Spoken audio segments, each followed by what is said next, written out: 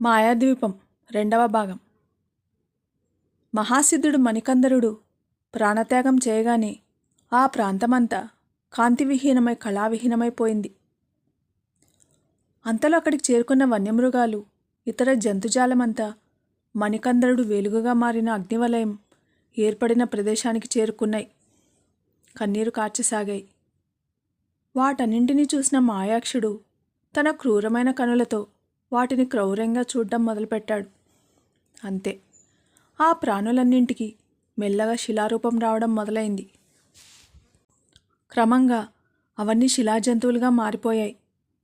ప్రకృతి సాక్షిగా ఆ శిలలపై కారిన కన్నీటి చారికలకు మాయాక్షుడి దుష్టత్వం కారణభూతమై నిలిచిపోయింది.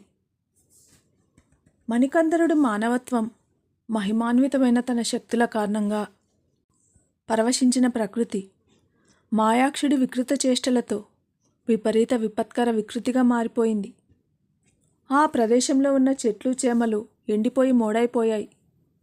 ఆ ప్రాంతమంతా ఒక భయానక భీతావహ వాతావరణం ఆవరించుకుంది. తనకు దక్కని మణికందరుడి దివ్యశక్తులు మరెవరికి దక్కకూడదని దురాలోచనతో మాయాక్షుడు ఆ ప్రదేశాన్నంతటినీ తన మాంత్రిక శక్తి చేత మాయాద్వీపంగా మార్చేశాడు. పిమ్మట తన ఆకాశం వైపు మంత్రదండాన్ని చూపుతూ ఏవో మంత్రాలు ఉచ్చరించసాగాడు. కొద్ది క్షణాల్లో ఆకాశం పెలపెల రావాలతో గర్జించింది. నల్లటి మబ్బులు గుంపులు గుంపులుగా కమ్ముకున్నాయి. ఆ కమ్ముకున్న మబ్బుల నుండి ఒక పెద్ద ఆకారం కిందకు దిగసాగింది. ఆ ఆకారం మాయాక్షుడి ఎదుట నిలిచింది. మహామాంత్రిక మాయాక్ష, నేను తమ సేవకుడిని, ఆకాశభూతాన్ని వచ్చాను, అనుజ్ఞ ఇవ్వండి అని పలికింది.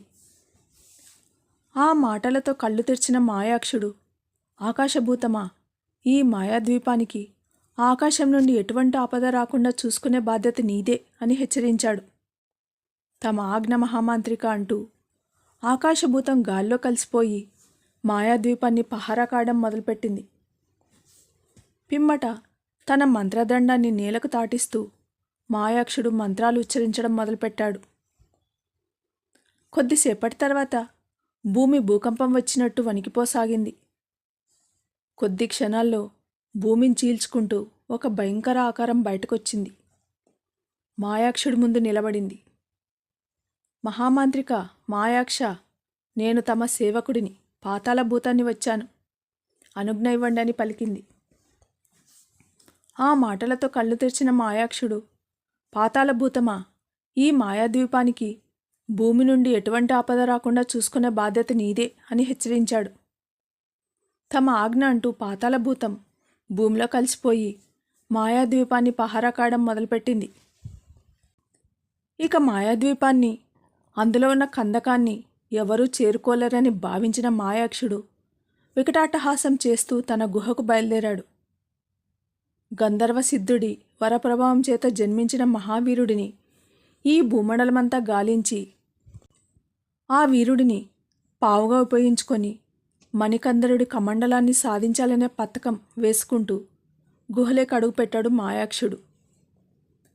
మహిమాన్వితమైన కమండలాన్ని సాధించగల మహావీరుడి కోసం ఎదురుచూస్తూ మణికందరుడి ఆత్మశక్తి ఆ కందకాన్ని అంటిపెట్టుకొని అలాగే ఉండిపోయింది. మాయాద్వీపం మాయాక్షుడి అధీనంలో ఉండిపోయింది. గుహ చేరుకున్న మాయాక్షుడు కంకాల సిద్ధిని ఆవాహన చేయడం మొదలుపెట్టాడు.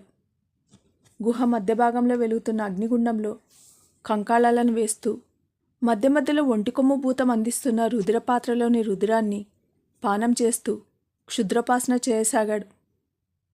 కొద్దిసేపటి తర్వాత నల్లటి పొగ గుహ అంతటా ఆవరించుకుంది. ఆ పొగల నుండి పెద్ద కంకాలమాల ధరించి గుహ పైభాగాన్ని తాకేంత ఎత్తులో ఉన్న కంకాల సిద్ధి భయంకర రూపంలో ప్రత్యక్షమైంది. కంకాల సిద్ధిని చూసిన మాయాక్షుడు సంతోషించి కంకాల సిద్ధికి ఏం చేయాలో ఆజ్ఞాపించాడు. ఒంటికొమ్ము భూతానికి గుహ బాధ్యతలు అప్పజెప్పి పిమ్మట ఒక యోగి పుంగవుడిలా వేషం వేసుకొని దక్షిణ దిశగా బయలుదేరాడు. అది కాంబోజ దేశం. చుట్టూ ఆకాశాన్ని అంటే కొండల నడుమ ఒక లోయ ప్రదేశంలో విస్తరించి ఉంది.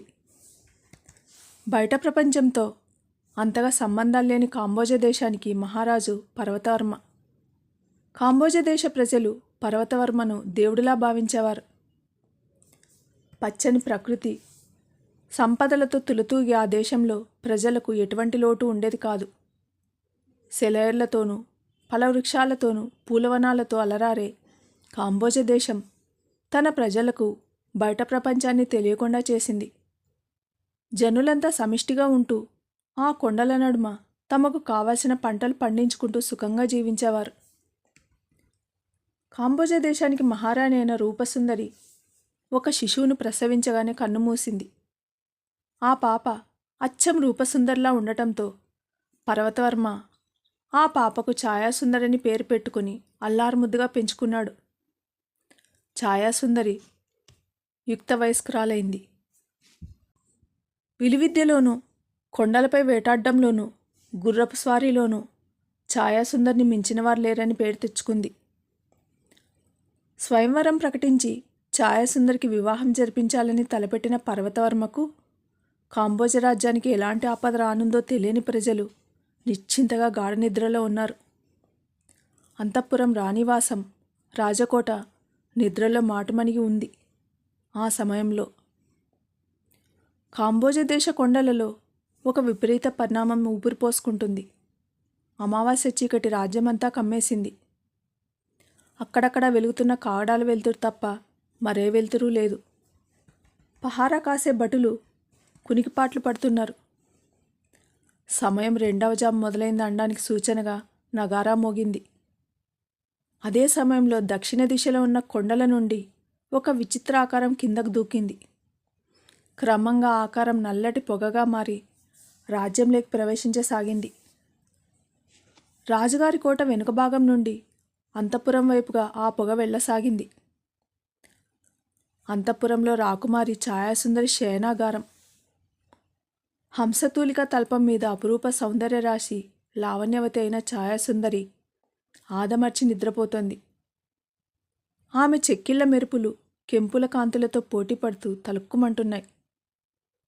ఆ నల్లటి పొగ మెల్లిగా ఆమెను ఆవరించడం మొదలుపెట్టింది. తన మీదే ఏదో బలమైన వస్తువు ఉన్నట్టు అనిపించడంతో కళ్ళు తెరిచిన ఛాయాసుందరి తన మీద ఆవరించుకున్న నల్లటి పొగలో ఉన్న ఆకారాన్ని చూసి కెవ్వునార్చి స్పృహ కోల్పోయింది. తర్వాత ఏం జరిగింది వింటూనే ఉండండి. మాయాద్వీపం.